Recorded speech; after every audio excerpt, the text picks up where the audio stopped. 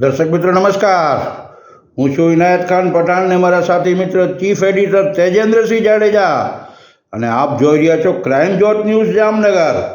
હવે જોઈએ જામનગરના આગળના વિગતવાર સમાચારો। જામનગરના સચાણાના દરિયા ખાતે મોટા ટ્રોલરો દ્વારા ગેરકાયદેસર થતી માછીમારી, નાના માછીમારોને થતું મોટું નુકસાન। હવે જોઈએ આગળના વિગતવાર સમાચાર। દર્શક મિત્રો, પ્રશ્ન એ થાય છે કે જામનગર જિલ્લાના સચાણા ગામમાં 360 જેવી નાની બોટો આવેલ તેની માછીમારી કરતા સચાણા ગામના માછીમારો દ્વારા વર્ષોથી ભારત સરકાર તેમજ ગુજરાત સરકારને મોટી સંખ્યામાં વિદેશી ઉડિયામણ કમાઈને આપતું આ નાના માછીમારો દ્વારા તાજેતરની અંદર એક મુશ્કેલીનો સામનો કરવો પડ્યો છે। ત્યારે વાત એમ છે કે સચાણા દરિયામાં મોટા ટ્રોલરો દ્વારા બહારથી આવી માછીમારી કરી અને મોટે પાયે માછીમારી કરીને ચાલ્યા જતા હોય ત્યારે સ્થાનિક સચાણાના માછીમારોને એક પણ મચ્છી ન મળતી હોય, નાના બોટ ધારકો બેરોજગાર થયા જેવી પરિસ્થિતિનું નિર્માણ થયું છે।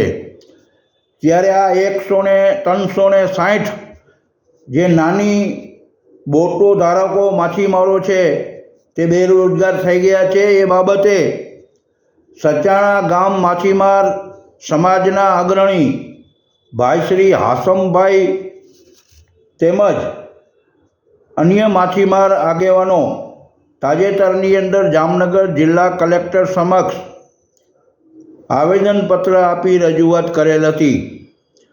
તેમજ જામનગર જિલ્લા પોલીસ અધિકારી પ્રેમસુખ દેલુ સાહેબ પાસે પણ આવેદનપત્ર આપી એમની કચેરીમાં આવેદનપત્ર આપી રજૂઆત કરી હતી।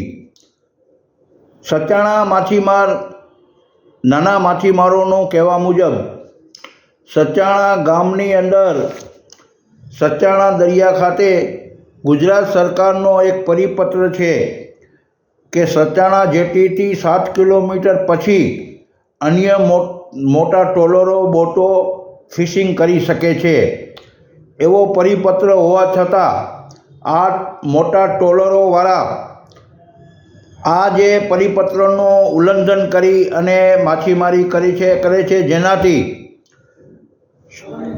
સચાણા દરિયાની અંદર માછીઓ ન મળતા નાની માછી અને નાના બચ્ચાનું જે ઉછેર થાય છે એ રોકાઈ જાય છે અને એનું પણ માછીમારી થઈ જાય છે, જેના કારણે માછી ઉછેર થવાની શક્યતાઓ બહુ ઓછી હોય છે। ત્યારે આ અંગે સ્થાનિક સચાણાના માછીમારો જે 360 બોટ ધારકો છે તે અત્યારે બેરોજગાર જેવી પરિસ્થિતિ જોવા મળી છે।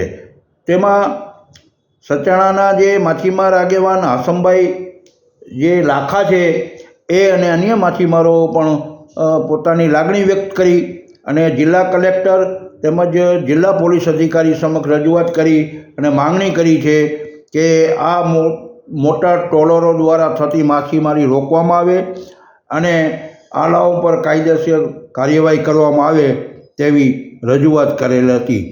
હું છું ઇનાયત ખાન પઠાણ અને આપ જોઈ રહ્યા છો ક્રાઇમ જોત ન્યૂઝ જામનગર।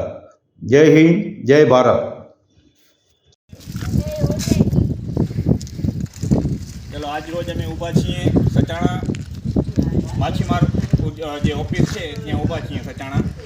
આજ રોજ ભેગા થવાનું કારણ એ છે કે આજ રોજ અમે લોકો ગામના લોકો બધા ગયા હતા કલેક્ટર ઓફિસ, મામલતદાર ઓફિસ અને મત્સ્યોદ્યોગની માછીમારીઓની જે ઓફિસ છે ત્યાં ગયા હતા અને એસપી સાહેબ છે એની ઓફિસે મેં અરજી આપી આવ્યા અને હાલના જે સાંસદ શ્રી છે પૂનમબેન માડમ એની ઓફિસે પણ અમે રજૂઆત કરવા ગયા હતા। આજે 6 ઓફિસોમાં મેં રજૂઆત કરી છે। રજૂઆતમાં એ છે કે સચાણા ગામમાં ઘણા વર્ષોથી જે મોટી ટ્રોલરોથી ટ્રોલિંગ કરવા માટે અહીંયા સચાણા દરિયાકાંઠે આવી જાય છે। અમારી આ બધાની માંગ એ છે કે સચાણા જે સરકારનો જે પરિપત્ર છે 2003નું કે 5-7 કિલોમીટર સુધી ટ્રોલિંગ કરી ન શકે એના માટે જ અમે બધા ભેગા થયા છીએ। કારણ કે અમારે સચાણામાં અટાણે 360 બોટું છે, નાની બોટું છે, બધાય મધ્યમ વર્ગમાં ને બધા નોર્મલ માણસો છે અને નાની બોટું છે. એટલે માછીમારી કરવા જાય છે તો અહીંયા અમારા કાંઠા જ આવીને નાના નાના બચ્ચાને ઈંડા જે થયા હોય નાની માછલી લઈ જાય તો એ લોકોનો શું થાય?